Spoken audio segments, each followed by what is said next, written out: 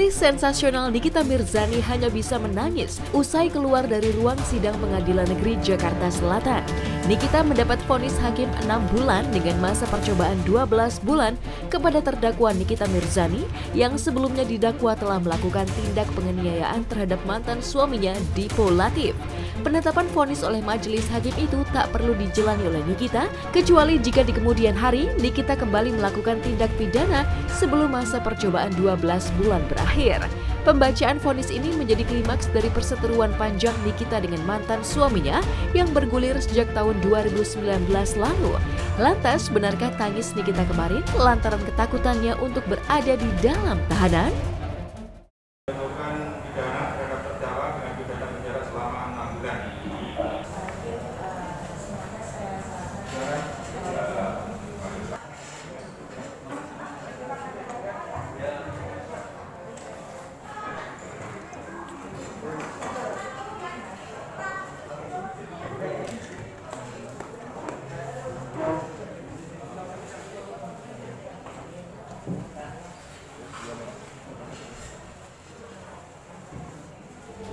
Pertama-tama, Niki mau mengucapkan terima kasih untuk Bapak Hakim Anggota, lawyer Niki yang paling hebat, Abang Fahmi, dari dulu sampai sekarang selalu mendampingi. Buat Bapak Penuntut Umum juga terima kasih banyak. Buat Kak Fitri dari awal sampai akhir selalu mendampingi. Semua terima kasih. Iya, sempat deg-degan. Gak bisa nggak nangis kak. Nangisnya karena akhirnya lelah Niki selesai, itu aja. Dan akhirnya Niki bisa dapat keadilan sekian lama. Dari dulu nggak pernah Niki dapetin keadilan. Tahun ini Niki bisa dapetin keadilan buat diri Niki sama anak-anak, itu aja sih. Jangan pernah balik lagi deh. Jangan dong. Sekarang udah nggak capek balik-balik ke pengadilan Jakarta. Terima kasih loh kalian semua. Terima kasih banget. Terima kasih pemerintahnya. Bebas, lepas. Kalian pikirnya gue bakal di penjara. Itu sih, udahlah. Pokoknya udah bebas, alhamdulillah. Pasti aku masih tahu Niki yang terburuk yang akan terjadi hari ini. Pasti aku menguatkan Niki. Kalau terjadi apa-apa dengan Niki, kita semua, Bang Fahmi, aku, Bu Jess harus selalu ada di hidupnya Niki. Dan lagi-lagi ini keadilan bagi seluruh rakyat Indonesia. Niki, rakyat Indonesia mendapatkan keadilan. Benar kata Bang Fahmi tadi, yang penting Niki bisa pulang berkumpul sama anak-anak. Yang saya garis bawahin itu Niki tidak harus masuk penjara. Itu yang terpenting. Jadi kami sudah tidak lagi membahas pasal apa yang dijadikan dasar untuk memutus. Saya juga tidak lagi membahas apa yang menjadi pertimbangan sehingga diputus, tapi kami hanya menggarisbawahi sebuah putusan yang menyatakan Nikita tidak harus masuk penjara. Itu yang terpenting.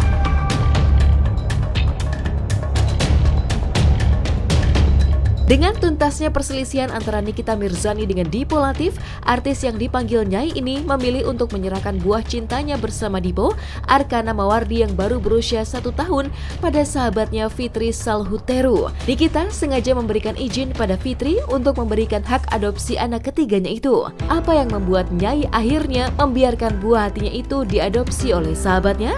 Ataukah Nikita merasa ragu membesarkan jagoan kecilnya itu seorang diri? Ini mau pesannya cuma satu sih, setelah masalah ini selesai, mudah-mudahan tidak ada masalah lain. Mudah-mudahan Ahmad Dipo Ditiro dan keluarga bisa menerima keputusan dari majelis hakim. Terus kedepannya jangan ada sengketa kayak si botak rebutan anak ya, karena terus terang Arkana udah diadopsi sama Kak Fitri. Jadi kalau mau berurusan soal Arkana, yang turun tangan udah Kak Fitri, bukan Niki lagi. Nah maksudnya udah diserahin ke Kak Fitri, tapi maksudnya anaknya ke Niki, tapi Niki kasih kayak kepercayaan, tanggung jawab dan lain-lain. Takutnya Niki kenapa-napa, kan umur kan nggak ada yang tahu. Kayak aku merasa bangga Niki mempercayakan anak-anaknya, bukan hanya Arkana, Aska juga. Jadi untuk kedepannya mungkin karena aku yang tahu sebenarnya yang terjadi, mungkin insya Allah jangan sampai ada terjadi babak Arkana kedua. Karena Arkana udah anak aku. Tapi segala surat-surat pun sudah atas nama kamu? Sudah atas nama aku.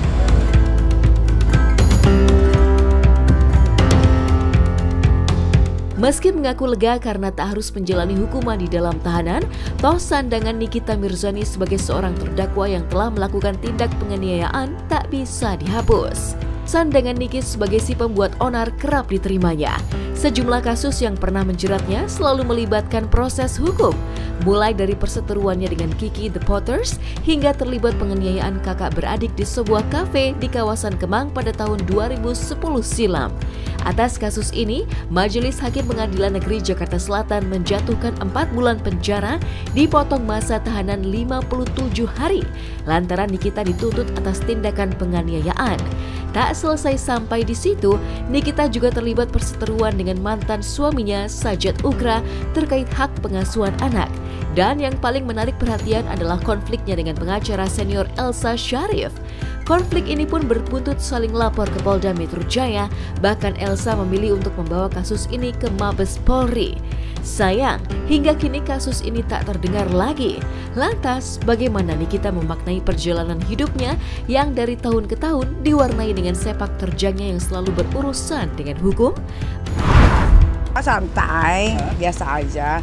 Kalau gue kan tidak pernah melakukan hal-hal yang kriminal gitu kan, kayak berbohong, pemalsuan, bawa lari uang orang, mengaku-ngaku. Gue kan nggak ada itu. Apa yang gue omongin di media sosial itu adalah hal sesungguhnya yang terjadi sebenar-benarnya. Karena gue juga punya bacot yang nggak mau asal nyeletuk hal-hal yang gue karang-karang. Karena gue harus mempertanggungjawabkan semua itu. Banyak banget cobaan, banyak banget musibah, tapi alhamdulillah sih satu-satu bisa diselesaikan dengan baik.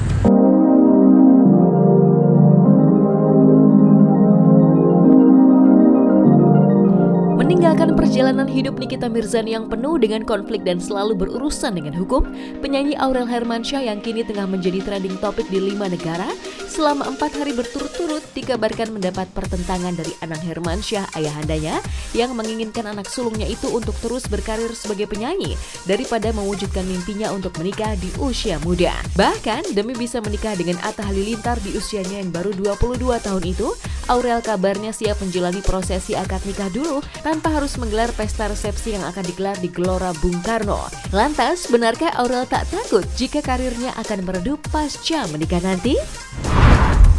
Pokoknya lebih cepat kan lebih baik. Intinya minta doanya aja. Semoga nggak ada halangan. Insya Allah.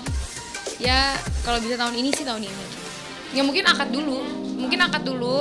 Karena kan nggak mungkin bikin acara gede-gede juga kan, nggak boleh juga. Jadi kemungkinan kita akan ya mungkin akad dulu aja sih gitu. Rezeki itu udah diatur sama Allah ya, nggak pernah ada orang menurut aku ya yang kulihat dan yang setelah aku pelajarin, koreksi kalau aku salah, semua kan rezeki udah diatur sama Allah sama yang di atas. Jadi aku nggak pernah ada takut setelah aku nikah gini atau gimana, nggak, malah setelah aku juga belajar banyak dan belajar banyak tanya juga, karena kan aku selalu tanya gimana sih gini, malah banyak yang nggak tahu. Justru setelah menikah insya Allah rezekinya akan bertambah lagi banyak gitu.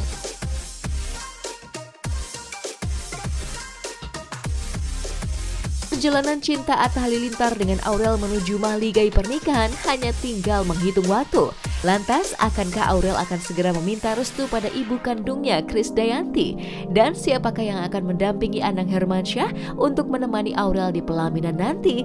Krisdayanti ataukah Ashanti? Di sini dia gentle banget dan memang dia benar-benar mau serius sampai berani ngomong ke papa aku gitu. Apalagi kan aku anak perempuan. Sedangkan kalau misalnya restu harus dari bapak kan gitu. Jadi menurut aku ya top banget gitu loh. Siapa yang akan sampai Mbak karena Pepi sudah jawab kalau Aurel sendiri. Terima kasih. Selayaknya akan terjadi kalau memang semuanya akan berjalan sesuai sesuai dengan keinginannya. Itu harus berjalan sedemikian rupa supaya perjalanan Aurel nanti Aurel bisa mendapatkan semua ya lancar dengan baik, berkah, didoakan oleh ibunya sendiri, didoakan dijaga dengan baik oleh Ashanti, ya kita lah yang sekarang bareng sama Aurel.